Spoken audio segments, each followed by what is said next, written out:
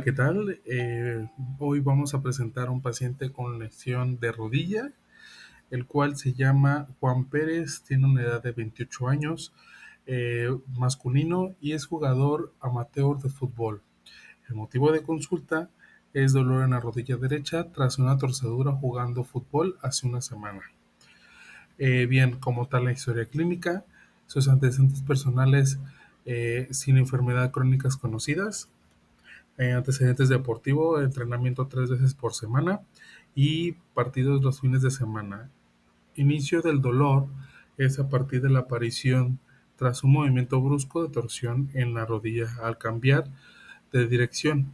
Sus síntomas actuales es dolor moderado en la cara medial de la rodilla, sensación de inestabilidad leve e hinchazón. Al hacer la exploración clínica física, observamos que la inspección tiene una leve inflamación visible en la rodilla eh, derecha, no hay eritema y no hay deformidades aparentes. A la hora de la palpación, el dolor es localizado en la línea articular medial, su sensibilidad al tacto en el ligamento con lateral medial.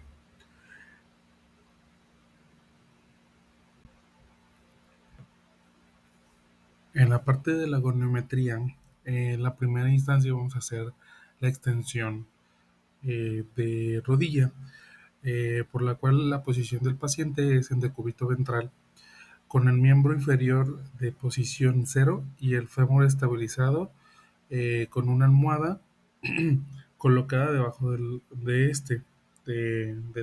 tobillo. La alineación del goniómetro tiende a ser universal a 0 grados en el eje colocado sobre el cóndilo femoral externo. En el brazo fijo se alinea con la línea media. En la segunda posición vamos a pedir que el paciente se ponga en decúbito dorsal para hacer una flexión. Sin embargo, el goniómetro debe estar en la parte universal cero y el movimiento que proceda a efectuar la flexión de rodilla con la cadera en flexión máxima para relajar los cuádriceps. El brazo móvil siempre tiene que estar del goniómetro acompañado del movimiento. Se registra el ángulo en una posición cero a final de flexión y flexión de 0 a 150. Para medir la fuerza muscular de la rodilla usamos los músculos popliteos. En conjunto pues es el semitendinoso y semimembranoso, el cual consiste el test el paciente que flexione la rodilla mientras mantiene la pierna en rotación en equilibrio. La posición del paciente en decúbito prono con la rodilla flexionada hasta no menos de 90 grados. La pierna se coloca en rotación interna y los dedos de los pies apuntan hacia la línea media. En instrucciones al paciente: doble la rodilla, manténgase así y no permita que la estire.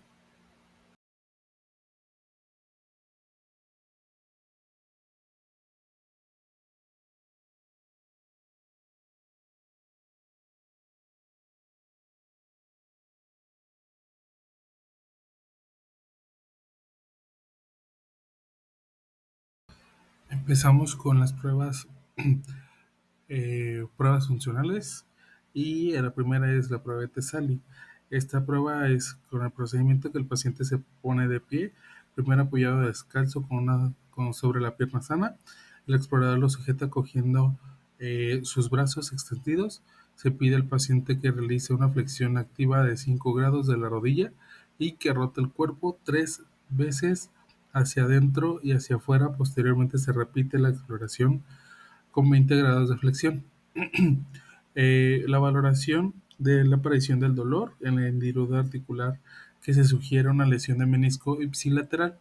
También se puede encontrar un chasquido o bloqueo del menisco que también se interpreten como signos de lesión. La realización de esta prueba con 20 grados de flexión consigue una elevada precisión diagnóstica.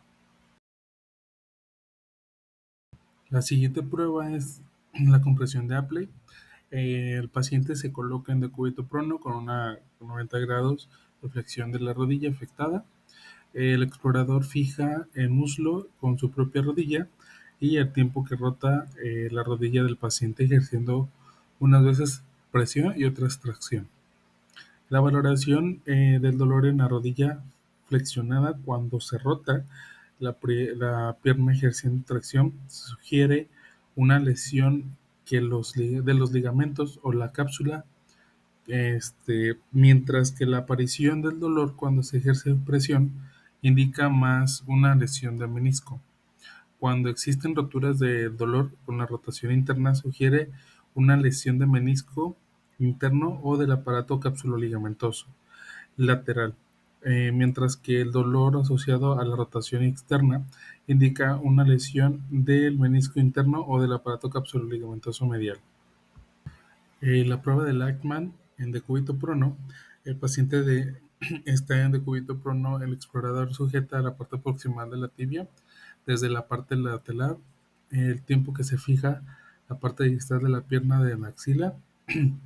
Con la otra mano, el explorador sujeta el tercio distal del fémur justo por encima de la rótula y se fija el muslo. En esta posición desplaza la tibia en sentido ventral sobre el fémur.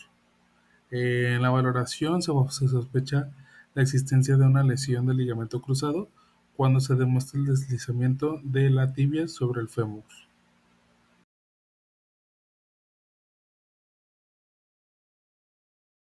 La prueba de McMurray o signo de Faucher, el paciente se coloca en decúbito supino, flexionando de forma considerable la rodilla y la cadera de la pierna afectada.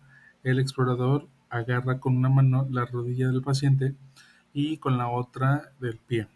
El explorador realiza una rotación externa o interna importante de la pierna y luego un movimiento en extensión y flexión hasta 90 grados. En la valoración, la aparición de dolor durante la extensión de la rodilla en la rotación externa y abducción de las piernas sugiere una lesión del menisco interno. Si dicho dolor se produce durante la rotación interna, se deberá sospechar una lesión del menisco externo. En la prueba de McConnell, el procedimiento, el paciente se sienta sobre la camilla, dejando las piernas colgado por el borde de la misma. Esta prueba se trata de provocar dolor femororeptiliano mediante la contracción isométrica del músculo de cuádriceps. Para ello se va colocando a la articulación de la rodilla en distintos grados, 0, 30, 60 y 120. En las articulaciones, en todas estas posiciones, el explorador fija la posición de la pierna y pide al paciente que extienda la pierna contra su resistencia. En la valoración, cuando aparece el dolor de una sensación subjetiva de atrapamiento, el explorador medializa la posición de la rótula con los pulgares. Esta maniobra produce una reducción del dolor cuando la prueba se interpreta como positiva.